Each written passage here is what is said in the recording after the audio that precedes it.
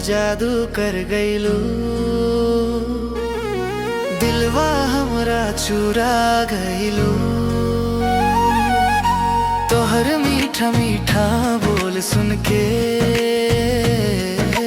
सांसों में समा गईलू।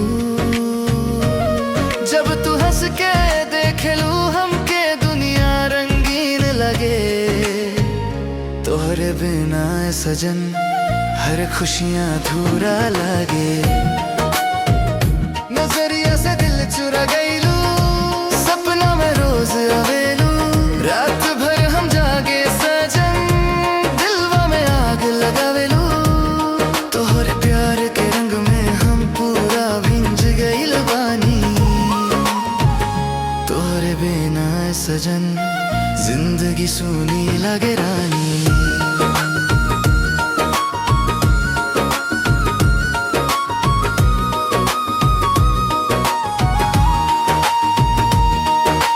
चांद भी फीका लागे जब तोहर चेहरा याद आवे।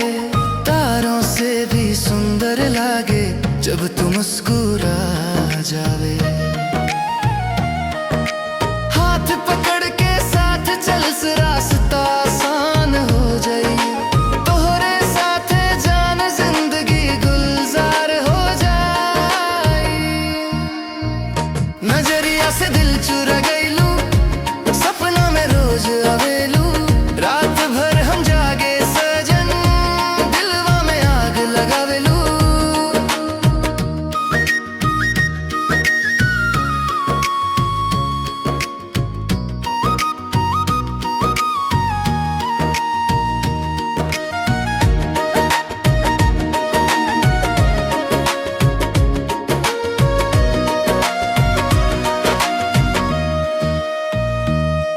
बरसात के भिंजल रात में तोहरा संग